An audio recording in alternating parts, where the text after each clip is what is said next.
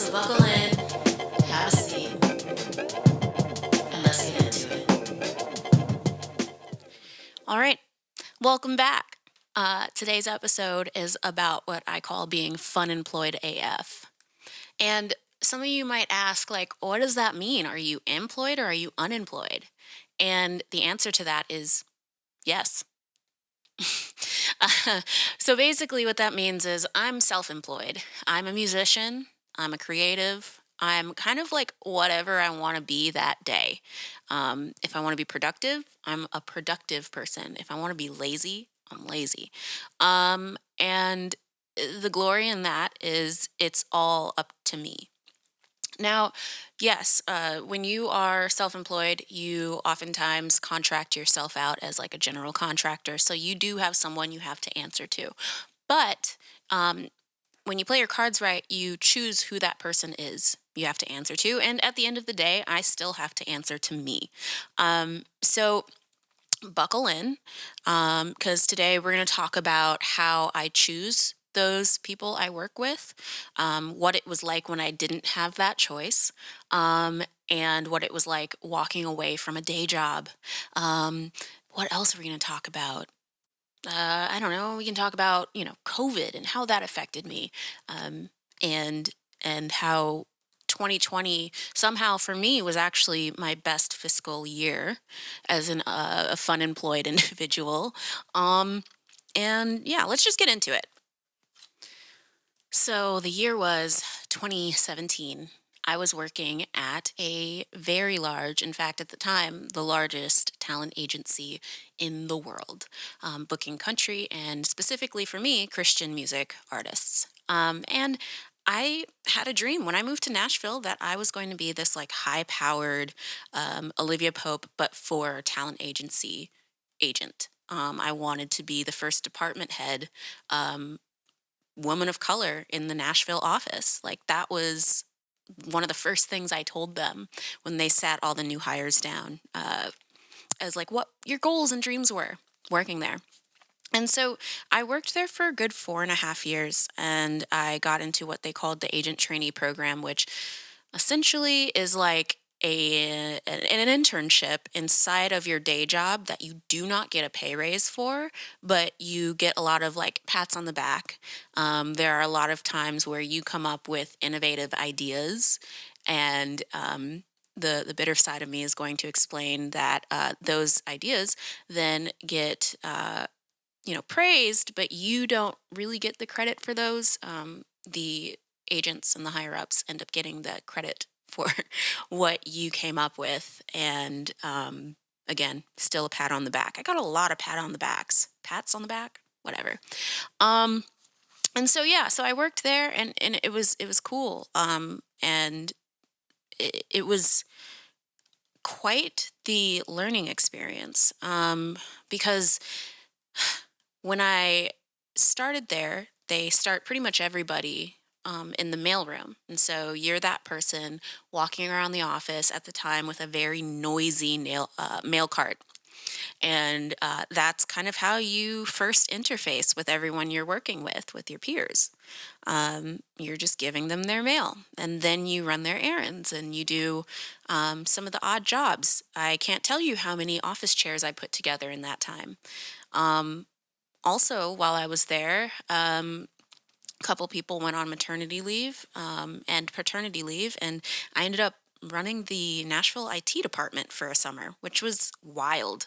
I have experience working at the Apple store, and so I think that retail experience of working at Apple told them, yes, she should be the one running the server room. So okay.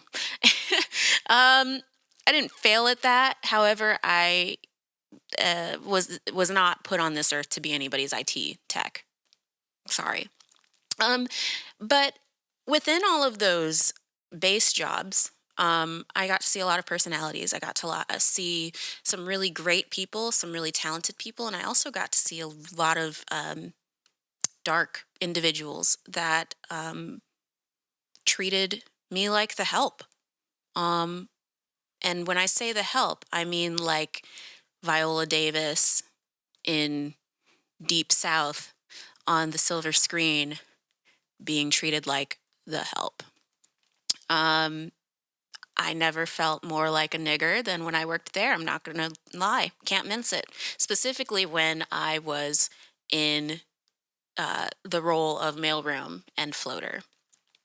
I had people who specifically set me up to try and get me fired. I had one individual who she she lied and said that I put an order in for a phone for her boss because like the new iPhone 6 was coming out at the time, I want to say, and she forgot to do it. So she lied to my boss and said that I was supposed to do it to try and get me fired. But word of advice for anyone still working in the corporate world: keep accurate records of every single thing you do, because people try and throw you under the bus and it's really not cool. Not a fan of it, but it happens. And so the best thing you can do is advocate for yourself. And so that's what I did. And she was shown to be a liar. However, white privilege dictates that even when you are shown to be a liar and shown to be someone that is not trustworthy, you can still keep your job and continue to be promoted. So, and to that point, I ended up working for a lot of different people there. And one individual I worked for was verbally abusive to the point where I had panic attacks on the floor of her office. Um, and it was scary. It was a scary time working there. I didn't really have anyone advocating for me. I was, gosh, how old was I? 23, 24, maybe 25, somewhere therein. But I looked up to this person, and when I first met this individual, they were a mentor. Uh, and if I could give anyone advice on working for their mentor, I would say don't. Um, at least from that experience, I've learned don't. I say that because there was very much a grooming process that was happening between me and this individual. We would get lunch together every day. This was an agent who was pretty high powered. And my career is probably over after sharing this, but unless you really know me, you don't know who I'm talking about, and I'm not going to tell you. But yeah, there was a grooming process that happened where we got lunch together every day. This person was sending me instant messages about how much she hated her assistant that she currently had, how incompetent this person was. If she had high powered business meetings, she tried to take me to them. And I learned a lot from those. However, there were also moments where this individual was not coherent by the end of said meetings, and I ended up having to drive their very high powered sports car home back to their house. Um, and that kind of situation. I'd watch their pets. I did a lot of stuff with and for them, and I'm grateful for that part of the relationship that we developed. And again, I learned so much, and I won't trade that part. However, one day she fired her assistant, and before letting anyone in the office know, I get a message saying, "Hey, do you want to work for me?" I said yes, and that's when the hell began. It was a time of, hey, don't ask for any help on anything on my desk. Don't get any training on anything on my desk because they don't know how my office works, and it's going to make it look like you don't know your job. So essentially, I was kind of like isolated from everyone else within the office. And from that point, it kind of shot me in the foot because I was not able to say, hey, look, everything that I'm walking into is a complete disaster and I don't know how to fix it. Um, I made a huge mistake on one of the um, office co-heads clients that could have cost them, a difference of $200,000. And I take responsibility for the fact that I didn't speak up about it before it happened. But again, I walked into a scenario that was set up for me to fail. Her previous assistant saw the writing on the wall when they did and stopped working for the last month and a half that they were on that desk. So I came into, I shit you not, 30,000 emails in an inbox. I'll say that again, 30,000 emails in an inbox that I had to try and comb through.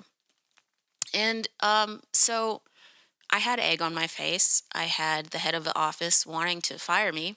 Um, I had everyone else in the office looking at me like, man, she just must not know how to do her job. She must not. And all the while, I too started seeing the writing on the wall and started taking record of all the things that this particular agent was saying to me, the very abusive things, some of which included saying that I needed to go see a doctor and get medication for the job that I'm doing so that I can do it, which is highly illegal. No employer is allowed to tell their staff, hey, I'm going to need you to go take this drug so that you can do your job properly. Um, it was a lot of stuff like that, and some other things that are even worse than that I don't even really feel like sharing because it's neither here nor there at this point. Um, but that damage was done. And from that point on, it was a matter of me kind of going from desk to desk. I worked for a couple other people. In that time, they put me in the Christian music department, which was a good thing until I started to realize that the head of that department wanted me to basically be in charge of the black stuff. Um, there were some gospel artists that they frankly did not want to book anymore, and they were on the verge of dropping those clients. And I stepped up because at that point I had worked my way up, despite all the other things, all of the negative experiences. I was still at the same time having some really positive ones and making great strides. And so I worked my way up the agent trainee program, and um, and so somehow I was being considered to maybe be an agent. Um, and so I had this thought that, hey, maybe my path to being an agent is to work my way up in the Christian side of things. And so I said, hey, you know what? I want to maintain these gospel clients. And then if you guys still don't see them as viable, by all means, drop them. And so they gave me one who was making not a lot of money. I'm not even going to say from what to what, but I will say that in the time that I did work with this particular client, I was able to double their guarantees within a summer. And then once that started happening, of course, all the agents in that department then said, oh, this client is too big for her to handle on her own. We need to take it back. Because they started to realize that this money was being left on the table. Now, I also want to pause and say that if you are working at a talent agency and you are an assistant and you're booking clients under the table, or they say, hey, we want you to be in charge of booking this client, it's usually, my understanding is it's customary or it's good practice for those agents to share a bit of their commission, whether it is at Christmas time when they give you like a bonus, or maybe they give you a cool gift or something like that. Um, Most of my colleagues had that experience with their bosses, um, or even they were given like their own email address. And um, so that it at least gave them a little bit of a bump of like, okay, you're moving up this ladder. I never got that privilege ever. Uh, None of my bosses, when I was, once I started doing my own booking and all of this stuff, gave me that privilege, which I really never understood. And it was hurtful because at Christmas time, I'm looking around at my colleagues and they're getting bonus checks of $2,000. And I'm getting a $50 gift card to Chili's. But my work was not any less valuable than theirs. It wasn't. In fact, compared to some of them, it was more valuable. Um, and I got to a point where I started tracking what I was making, and I, at the end of one year, sent a spreadsheet to the department head and to HR showing that I actually made back my entire salary, which was not much, but made back times three. And that just in commissions, I'll say, which is 10% of however much I made in total for a client is 10%. And so, yeah, I don't know. Looking back at that, I just say, wow, you did a lot of really great work and didn't really get a pat on anything more than a pat on the back for it. Um, Sorry, kid, but that's how it was. And still, I stayed because I think at that time I didn't, even though I was able to quantify what my worth was, I did not believe that it was worth enough. That I still needed the validation of a corporation to tell me not only is it quantifiable, but now based on that quantifiable fact, we're going to give you that kudos, that raise, that whatever. Um, and it's a shame. It's truly a shame. Um, and I think the biggest slap on the face was, well, one of two slaps on the faces were first, one person I worked for who was brought in as an agent. When an agent position opened, I was not even being considered for it. Instead, they brought somebody else in who had a ton of reasons why they could never work more than like 2 days a week for the rest of that year. And then going forward, he really expressed that, hey, I really can only be here like 4 days a week because I got to be with my kid. And now, granted, I think it's really cool that a man wants to be available to their child and like have that attachment parenting style. I think that's important for some people. I'm not a parent. I don't have kids, and for the foreseeable future, I won't have kids. But that would be all well and good if that was what was happening. But the reality was, this individual was selling houses on the side, and using company time for vacations and asking me to lie about it. But also, because this person wasn't there, I was running their whole office by myself. And it was the biggest slap on the face because I'm sitting here saying, well, why couldn't you guys promote me, or at the very least give me a coordinator position or something that separates me from where I was and gives me the license and the ability to just focus on running an office and learning that. So I don't know. I didn't even really plan on going into all this, but I think it's really important to share that experience because um, if I could give a younger me advice, that would be to say, hey, don't take this so seriously in the sense of like don't put your worth in what they're showing you, because you can do this and you can do it on your own, and more importantly, you can and should be doing this for yourself. And while I don't think there was wasted time at this company at all, because I made a lot of great friends and contacts from that, um, I do believe that I maybe could have left sooner. However, there is divine timing in things. And after working for that one individual, at the same time, the department head's assistant was wanting to go into business for herself. And so she quit. And he needed someone who knew how the department ran and would be able to work with him. And so when he asked me to work for him, he postured it as, yeah, I'm going to train you so that I can kind of groom you to be an agent in my department, which was exciting to me. Except this person was also going through a divorce. This person did not have a personal assistant. Here comes the rain again. I don't know if you can hear the rain in the background. But anyway, yeah. So what I was walking into was a scenario where I would be working for a person who really did need a personal assistant on top of their office assistant.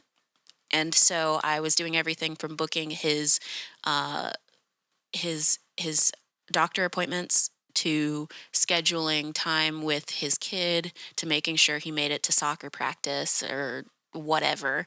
And he too was another individual that was grossly misusing company resources and asking me to lie about it. The biggest thing was he was racking up credit card debt on the business account. And before I got there, he had, I want to say, at least one company card from another company that he worked for that had been closed out because he was behind on those payments when they realized that he was not using the company card for company time and resources. And so same pattern was happening here. And I did my best to cover my ass. I really did. And so I kept record of every time I sent off a payment that he made, and also kept a record of every time he told me, okay, yes, this is a personal expense. Don't put this on the expense report. And so when the ultimatum came to me from HR, which is a whole other conversation. By the way, HR is a joke. Whenever HR sends you an instant message, hey, can you come by my office at 3 p.m. today? And they don't ask you if you, not only do they not ask you if you have time for it, but they really don't tell you what the conversation is about and won't tell you. That is BS, bullshit. It's not cool. It's just it's a setup. So anyway, yeah. So when the ultimatum came to me of like, look, you are showing up on time, but you're not here early every day, and when you are here, you're really not focused. Because as a side note, this whole time I'm working this day job, I'm starting to get out into the Nashville music scene, and I'm performing with people who are being scouted by said talent agency. And so at some point they're like, you just don't seem super focused. What do you want to do? Like, do you want to do this? Because if so, you might want to consider stopping the extracurriculars and just focusing on this, or you need to leave. And so I thought about it, and for a minute I was like, all right, I'm going to look at other agencies. Which, as a side note, here's another story I can tell you. So back when I was interviewing for talent agency jobs, I got an interview at the two biggest ones in the country and got hired at both, except one did not give me like an acceptance letter, nor did they give me benefits right away or anything like that. It was all a verbal agreement. And so I had accepted that job first, but then I still went to the other interview because I've always been taught, hey, even if you get hired, like, go to all the interviews, even if you have to tell them, hey, I just accepted a position somewhere else. I'm sorry, but no, thank you. So I went to both, got hired at both, reached out to job A and let them know, hey, yes, I said yes to this, but I actually have just received a better offer, and it seems like that particular office is going to be a better fit for me. Thank you, but no thank you. Except what I didn't understand is that here in Nashville, especially, once you get around like December 15th, all of the offices on Music Row like shut down, and they don't reopen until like the second week in January. So I had no idea that they were not getting my phone calls or my emails. And so my start date happened to be the same day at both. And I went to one and not the other, and the HR lady was pissed. And when I say pissed, I mean so pissed that 4.5 years later, when I was looking for another job, I had reached back out to her, and her petty ass goes, oh, you're the girl that was like really good on the phone, and we offered a job, but then she never showed up. Yeah, no thanks. Good luck in your search. 4.5 years later, because she couldn't answer her own emails or keep up with her own voicemails. What's even more petty about that is that probably the week after my end date at agency B, we'll say, she flipped agencies and became HR at that one. So I can look back and say, I wonder if there was something there. I don't know. No idea. All speculation. Speculative. Anyway, what was I saying? And so the ultimatum comes of Amber, you should leave if you're going to still do music. And so I was grateful in the fact that when I told them, yeah, you know what, I'm going to just do music full time. It was the first time in my 20s that I had clarity in what my future would look like. In the sense that I didn't know exactly how I was going to make it happen, but I was going to, hopefully, never have to work in an office again. And so I spent time building my socials, my website, all of that kind of stuff, and reaching out to people that I had performed with and toured with, and letting them know that, come October 1st or whatever it was, I was going to be available full time. And I was so fortunate to have Moon Taxi reach out and ask me if I wanted to go on a couple shows with them, which was so cool.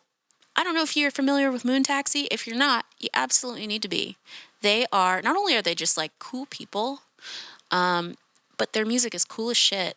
And at the time, they had a song that had just come out called Too High. And there's a pretty sick sax riff on it. And they wanted me to come out and like play that. And so I did. And I did a few shows with them once I left the day job. But that was within, that was in the first month that I left that they asked me out on the road with them to play some shows and do a couple festivals with them even. And then also Sinclair, who is an artist here in Nashville. She's so stinking cool. Go look her music up as well. She asked me to play Pilgrimage Music Festival with her the week that I was leaving my day job. So divine timing is a thing. It was like the universe was saying, hey, all right, you've spoken this into existence. We are going to not only deliver, but we're going to deliver big so that the world knows, or at least Nashville knows, that you're not fucking around. And, I'm still to this day so grateful to those artists because they really not only helped the community see me as someone worthy of time and money and music, but it helped me solidify in my eyes that I can do it. Going back to the week I left my day job, I happened to walk by one of the trainer's offices and overheard her talking to the person who stepped in on the desk that I had left, of that department head who, was misusing company funds, and overheard them talk about a particular purchase that I actually had an email for, of him saying, this is personal. And he decided to lie and say that I was not filing his expenses properly and that wasn't personal and all of that. And so I just poked my head in and said, hey, I'm going to send you guys an email in just a moment. And it literally was him saying, yeah, this is personal. So again, the white privilege of it all, the caucasity of it all, even while I was leaving, this individual wanted to throw me under the bus for what reason I don't know. It's an awkward thing. And like, I don't know if I'm going to be honest, I don't know if I've forgiven him for that. I don't even know if I'm over it.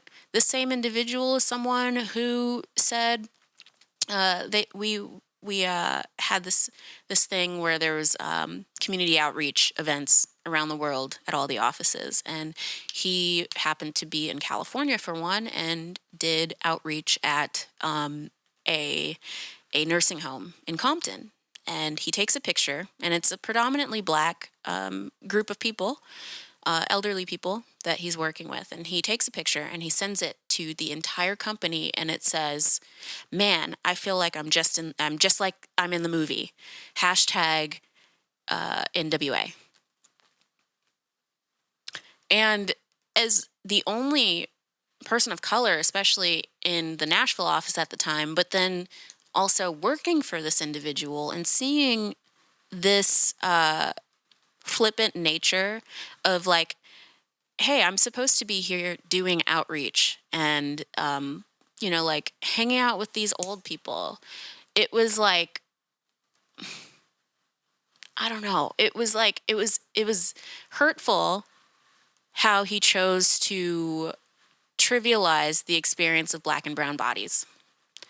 And I pulled him aside when he came back and was like, look, dude, you have some of the biggest Black artists, culturally speaking, of our time right now on your roster, and you're sending emails like that. And I'm just going to let you know, as your assistant who is Black, like, that wasn't cool. It made me uncomfortable, and it was hurtful. And if that's how you see those Black and brown bodies, imagine if your clients saw this. Like, how do you think they would feel? Like, would you feel comfortable sending this to your client? Or someone forwarding it to your client? And instead of oh, wow, okay, yeah, I shouldn't have said that, it became, oh, well, I'm not racist.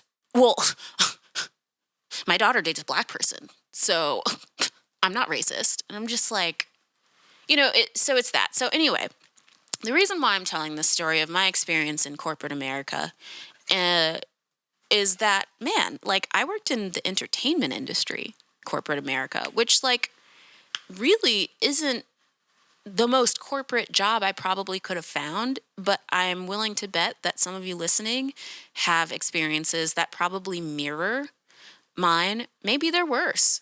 I hope they're not, but they probably are. And that, like, it's a very real thing. And so for me, going through that, it allowed me to say, all right, I've tried it. I've been there. I've done that. I've had harm done to my Black body. I've watched harm done to other Black and brown bodies. I'm not even going to go into the fact that in the Nashville community outreach, there's volunteer work that happens in some of the schools locally. And I have heard some of the people, let's just say they code switch when talking about these kids who are mostly Black and brown, and some of whom don't actually care. They just want the photo op to show that they care about Black people. But once they're there, they vilify these kids and they talk crap about them and say a lot of really racist and prejudiced things about them in discussions when they don't think they're being heard. And, I'm one of those Black people where, like, white people, I like, if I'm going to put it plainly, like, I feel like a lot of the things that I do are white adjacent. Meaning, like, a lot of the music that I am part of is really geared towards a predominantly white audience. Like, I'll just say it like it is. And is that by choice? The white adjacency side of it, no, that's not by choice. That's the byproduct. The choice comes in with who I'm choosing to work with musically. And those two things can both exist at the same time. And I'm not going to be oblivious to that fact.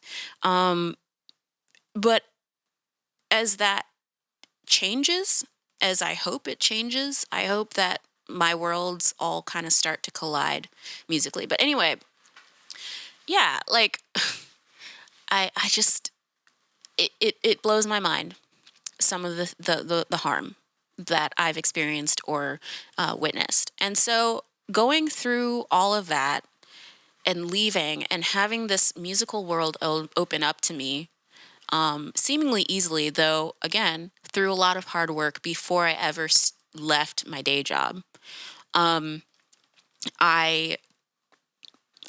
just told myself, like, your goal should be that you are so successful you never have to have a day job again. And when I said that, I didn't mean you're never going to have to work a day in your life. No. This shit is hard work. Touring is hard work. Writing is hard work. Performing is hard work. First of all, just stepping on stage and engaging and being present as an introvert, I gotta tell you, is like one of the hardest things I do. It's also one of the most fun things I do, and I want to do it as much as possible, right? But like when Beyonce talks about her Sasha Fierce alter ego, it, you need that for yourself. And it's not to be like, oh, I'm going to put on this character and I'm going to step on stage and be somebody totally different.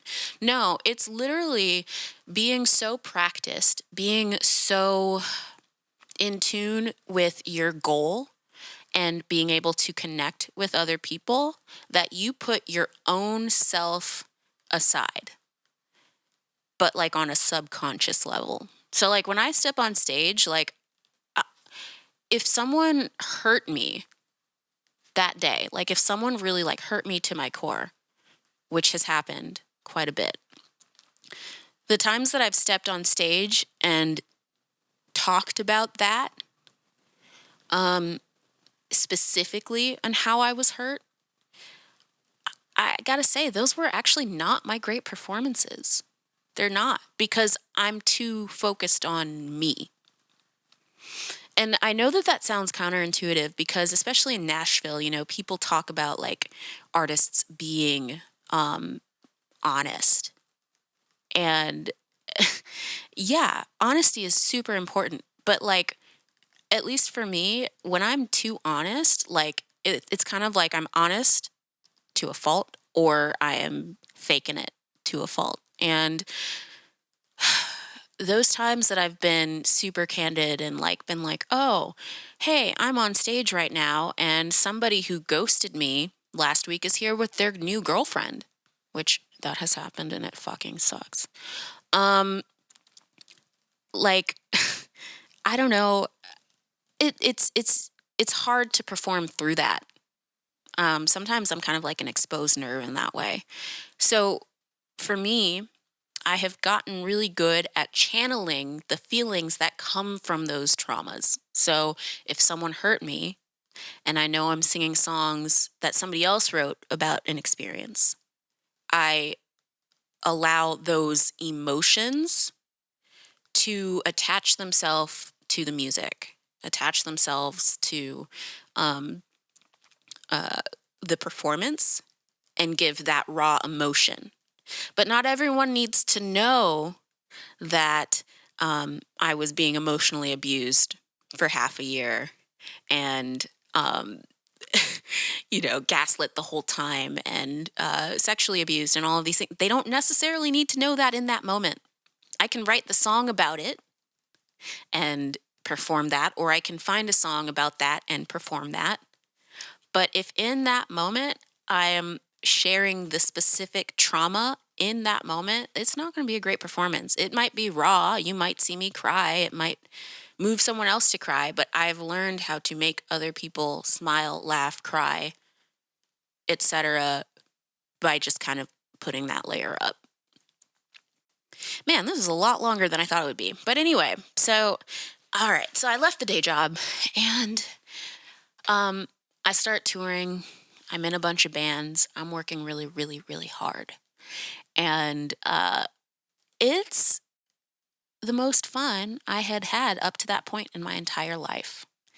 And I think the greatest part of all of it was I was seeing the country. I was being creative, and I was being creative with a lot of really great artists. And in that time, I think I was still under the mindset of I need to find a job. Not like, oh, I'm going to go on Indeed.com or something and get hired somewhere. No, I mean like I'm looking for every wedding gig I can find. I'm looking for every touring gig I can find. Who can I play with? Whose name can I put in my Instagram bio as someone that I can be associated with? And while that was a good move on my part, at the same time, it made it difficult for me to focus on what I wanted to be as an artist. And to that point, even to this day, which is partially why I'm now also podcasting. The fuck? Um, it it made it hard because again, now I'm putting myself in a position where I'm working for other people. And so I think a turning point for me in my career up to that point was learning how to choose who I'm working for and choose the opportunities that I take. And the biggest thing was learning how to say no. No. No. I have so many memories of performances that I've been part of that leaving, I was just angry and um, feeling like, why was I doing this? Why did I spend my time here practicing for this and then doing this and not feeling fulfilled? Now, granted, as an adult, I understand not everything is going to be what you want it to be every single time. I get that. But the more selective I became in how my time was spent, the more quality I had in my time. All right, so that brings me to the list portion of today's episode. Thanks for strapping in. Like, I don't know. When I first imagined this podcast, I said, like, oh, this is probably only going to be like 20 minutes of me talking.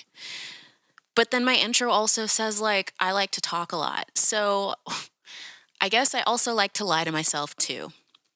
But anyway, uh, I have a couple do's and don'ts for you to that point of story time, right? So, um, when you're fun employed, such as I, you really do need to be selective with your time, selective with your endeavors, and your emotional and mental space. So, uh, what I would say you should not do is don't say yes to everybody. Like, hustle. Absolutely do hustle because, um, especially when you're first starting out, you do have to get out there and let people know that you're available. Absolutely, you do. But what are you available for? So I would then also say, do sit down with yourself and ask yourself, what do I want my own career and life to look like? And what does the work balance life also look like? Do this, okay? Because if you quit your day job and off the hip, you're just like, oh my God, okay, guys, I'm freelance. Give me your money.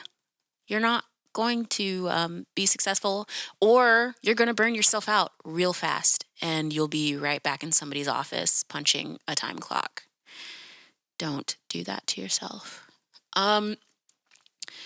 Do treat it like a day job. I know this sounds counterintuitive to probably everything I just said, but what I mean by that is, okay, if you are, let's say, a writer, you need to make sure that every day you're scheduling time to make strides in what that is. If that means you're writing a book, maybe it means you say, okay, I'm going to wake up at 8 a.m. and I'm going to write a chapter, or I'm going to edit, or I'm going to do outreach to editors. Whatever that looks like, I don't know. But you got to be deliberate in that and methodical in that. Um, it, it's very easy to fall into the pattern of, I'm going to wake up at 10 a.m. And I'm going to watch Netflix all day. And then the sun went down. Oh, I'm going to go out to the bars and hang out. You will run out of money so fast. And to that point, do save a nest egg prior to quitting your day job. It's kind of like the idea of having a job lined up before you quit, which is another do. Do have a job or something, a project, a musical endeavor, whatever it is. Do have something of that nature lined up before you quit your day job so that on day one of being fun employed, you are setting yourself up um, for success, right? So, like, when I quit my day job, I don't think I was fun employed. I would say I was self employed. And yeah, I was like doing some really cool shit, but like it was also flying by the seat of my pants. It wasn't as much things that I deliberately planned. I was just lucky in a lot of ways and in the right place at the right time for some other opportunities that came my way and I was able to maintain. However, I was so broke. I was so broke. Like I had money for my bills because I saved money before I left my day job. But oh my God, like I think I was living on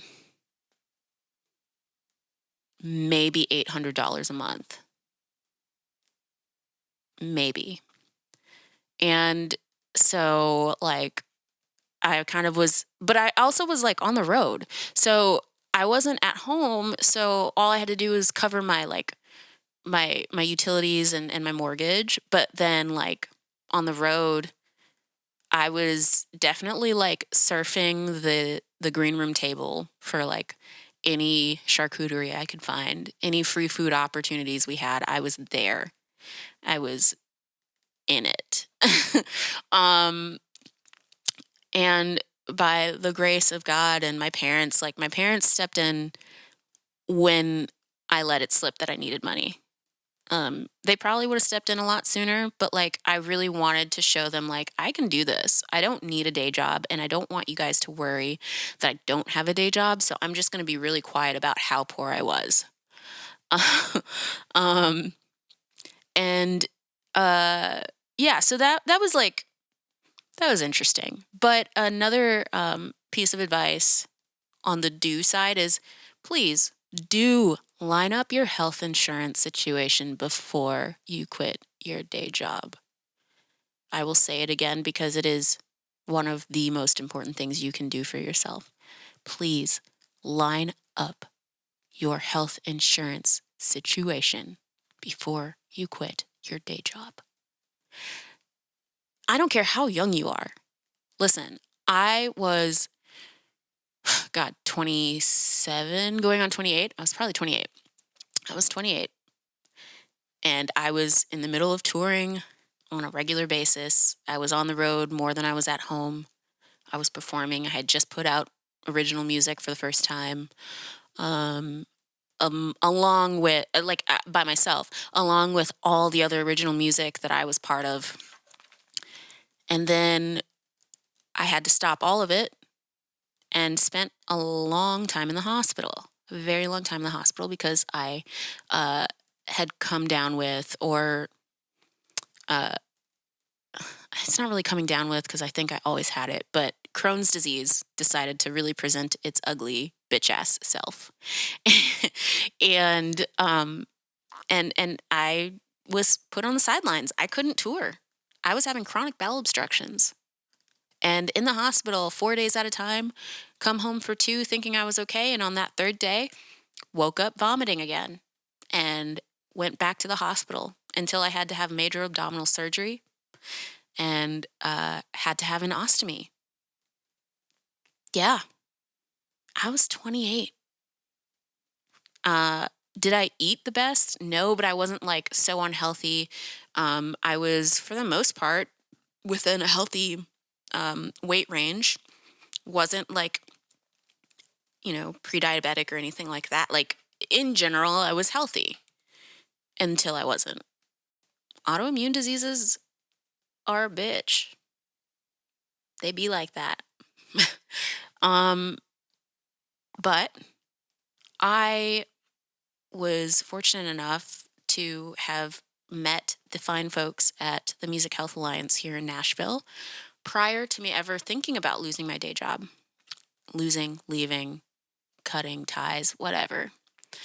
Um, and so in the month before I left the day job, I made sure to meet up with them, and they helped me navigate the healthcare .gov system. And I had health insurance, and so I maybe paid a total of $100 to $300 in total for all of my hospital stays and for my surgery.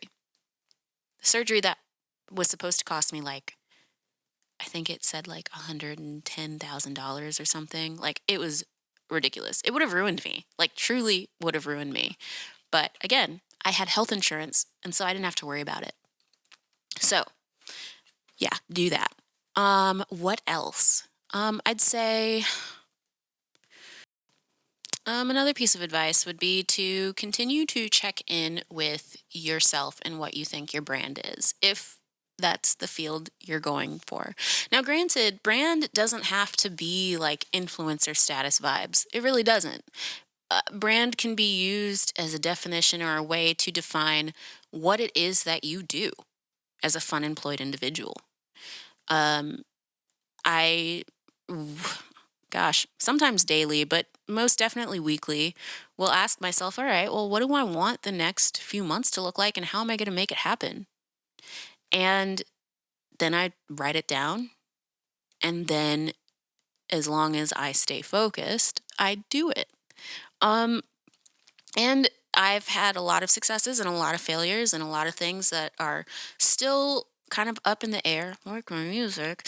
And um, yeah, like it's just important for you to make sure you're aware of what's going on, because it can spiral out of control really fast, and then all of a sudden you're just like making a podcast, and like, you're just like, oh my god, I'm talking a lot, and okay, yeah, this is like up on the internet, and here we are.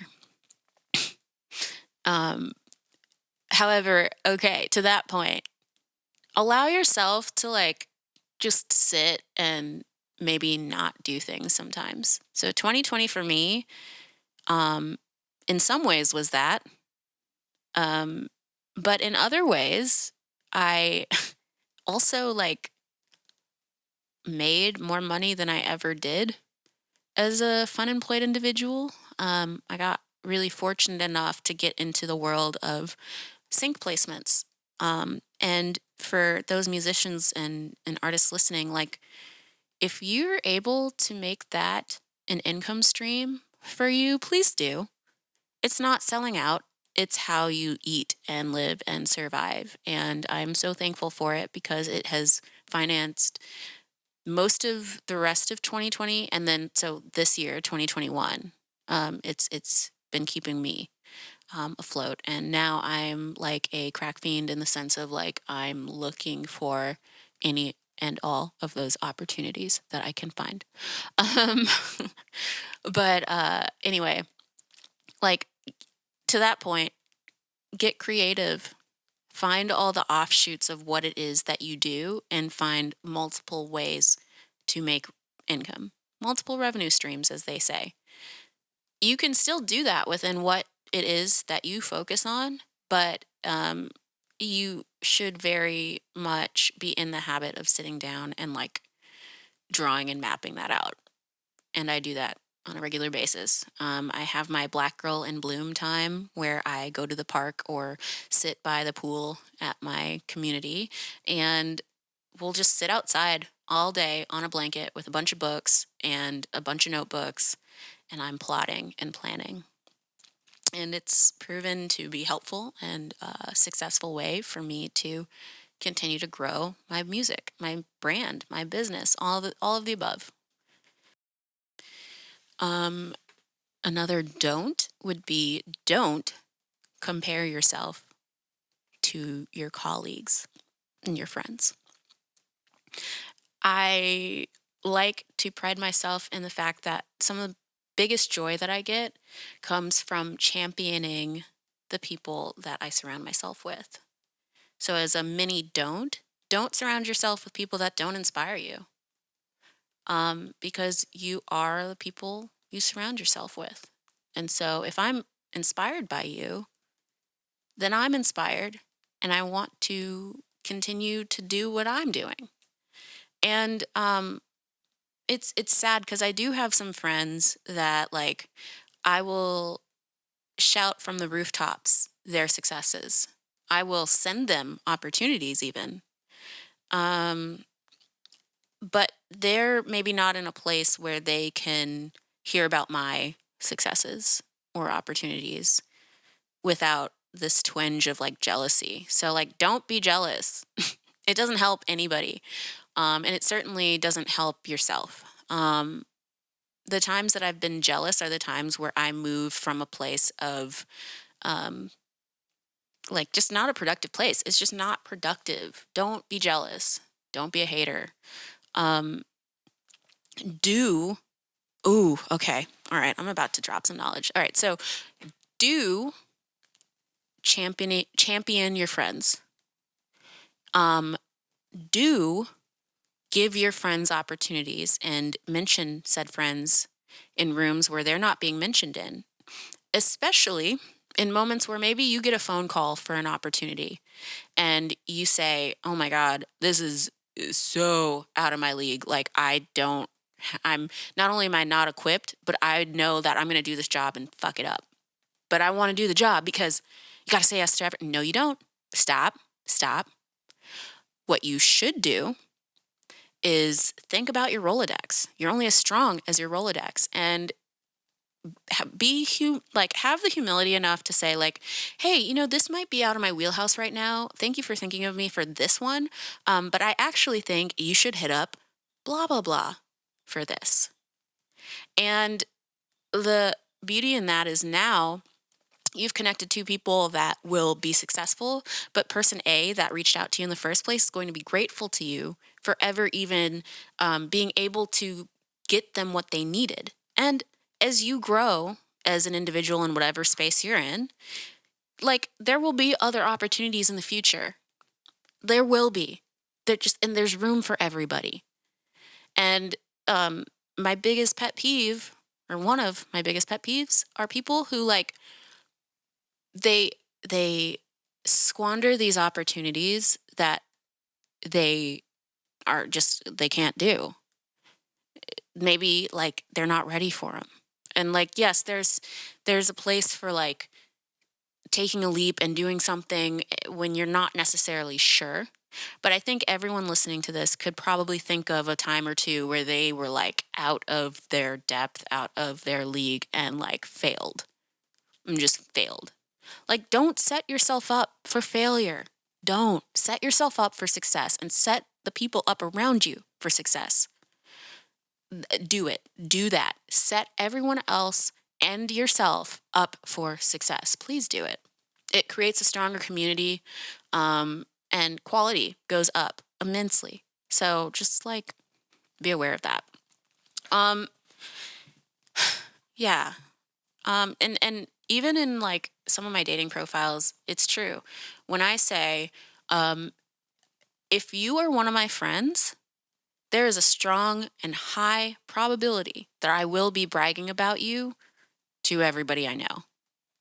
It's like a sense of pride for me to say, oh, yeah, this friend was on this TV show. This friend created this business. That friend is really good at this thing. This friend is really great at this thing, and they're beautiful. Like, I'm going to do that because I want to do that. Because secretly, as an introvert, I get really like wigged out when I have to talk about myself, um, like to a person.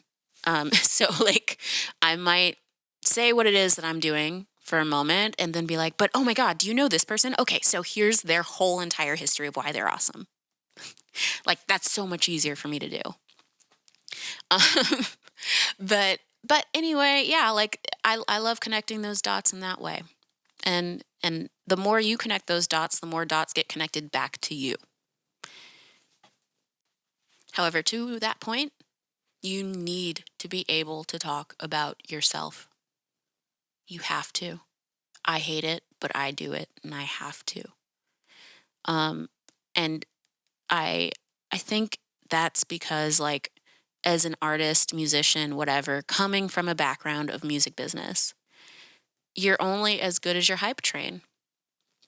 Now, your hype train needs to be real facts, because if you hype yourself up and then you show up somewhere and you can't deliver, now you've not only are you overpromising and under-delivering, but like people have this idea of you, and then you show up and you screw up and they're just like confused. And now you're a liar on top of it.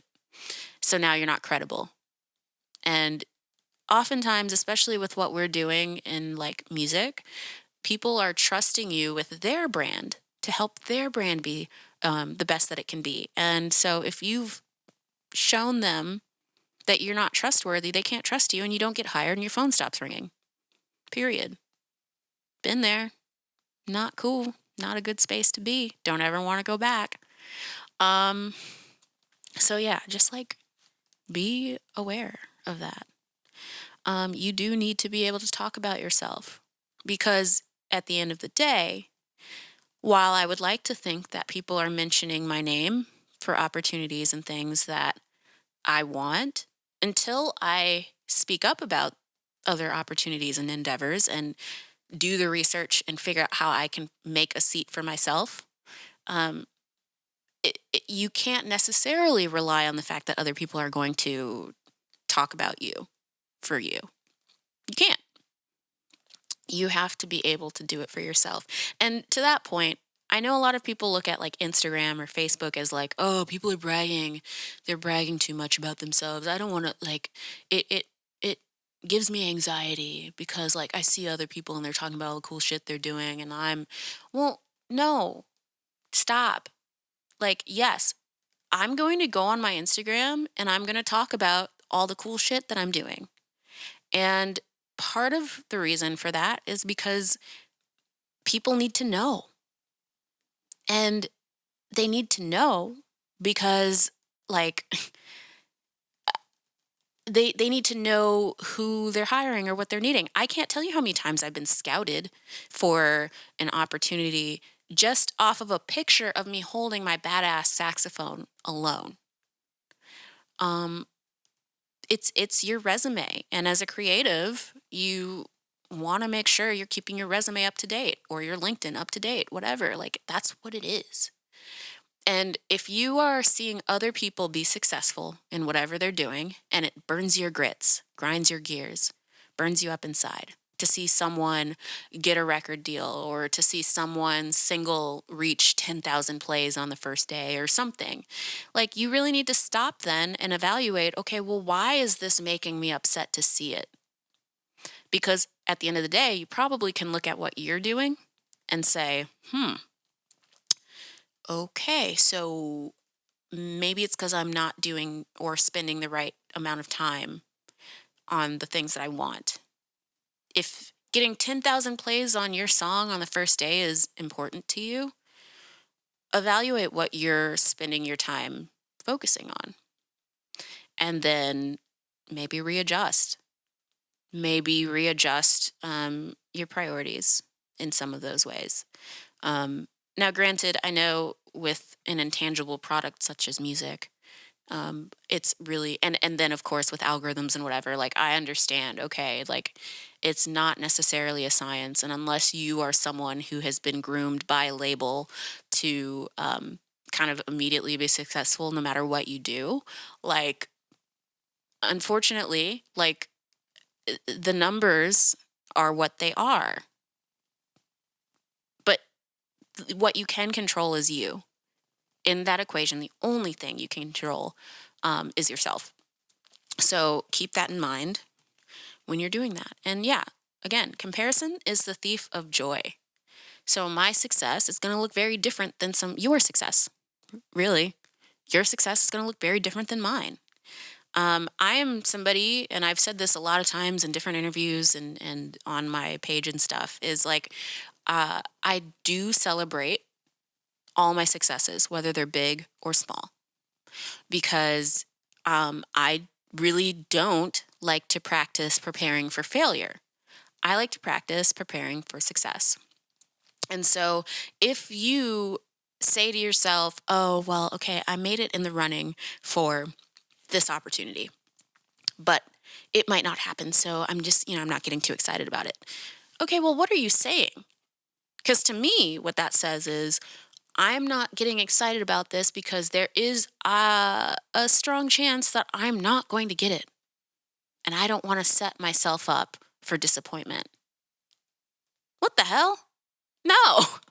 Like, if you don't get something, you don't need to. I mean, yeah, disappointment is a natural reaction. I understand that. But you don't need to truly like wallow in that disappointment because the opportunities that come your way are for you. If you get something, you're supposed to have it. If it doesn't come your way, there is some cosmic reason. I truly believe there is some cosmic reason as to why it didn't work out. For instance, for me, I was in the running to maybe be on Empire as a special guest that would have had like a season arc and an option for a season arc or series arc, however you say it. But then, like a week after I got really far down the process, that's when I had gotten so sick that I had to have a surgery. And if I would have gotten the opportunity, I would have only had like a week and a half to recover from the surgery before I would have had to fly to Chicago and film for this TV show. Like that, in whose world would that have made sense? Not mine.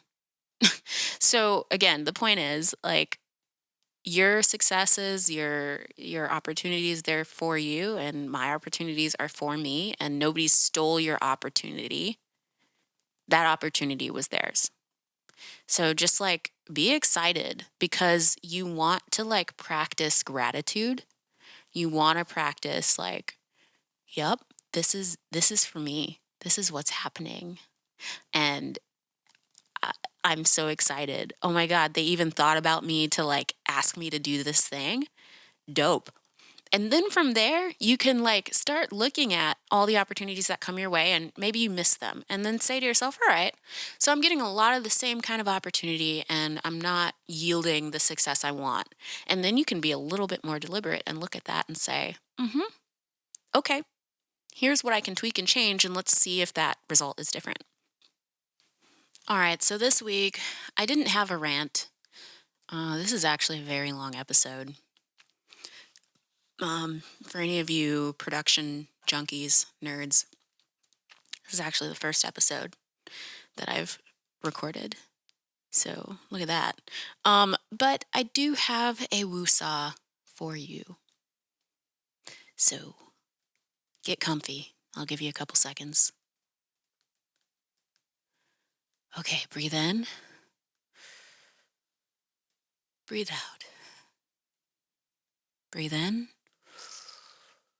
Breathe out. This week, I am going to champion my friends. I am going to champion myself. I am going to advocate for myself. Comparison is the thief of joy. Comparison is the thief of joy. Comparison is the thief of joy. I am no longer allowing other people's opinions to determine my worth. I am no longer allowing other people's opinions to determine my worth. I am finding the opportunities that are meant for me and releasing the opportunities that are meant for somebody else. I am allowing myself to know the difference between the two. Woosah.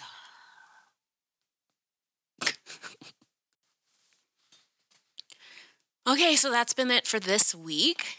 I hope that you found this informative. I spilled some tea. I shed some light.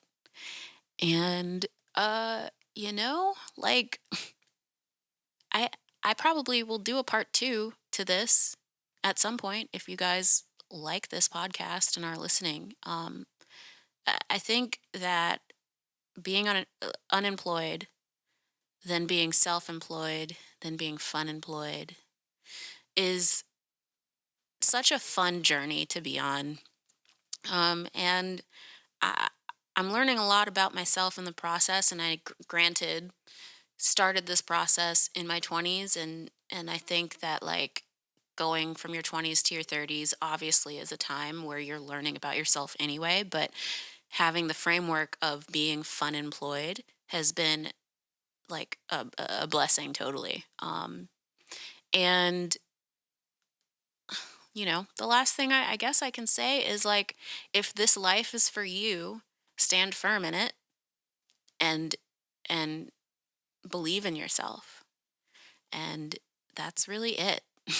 I know it's cheesy. I know it's cliche, but truly that is like 98% of how you can be successful in whatever you want to do. And if you want to be employed in an office and work your way up the corporate ladder, if that's for you, fucking do it. Like, I don't know. It's not for me. And dear God, I hope I never have to do it again. But if I do, if that's in my cards, then like, yeah, I'm going to do it. Whatever. Like, whatever. But like, the goal is to never have to again. Anyway, have a glorious week. And I will talk to you guys next week. Bye.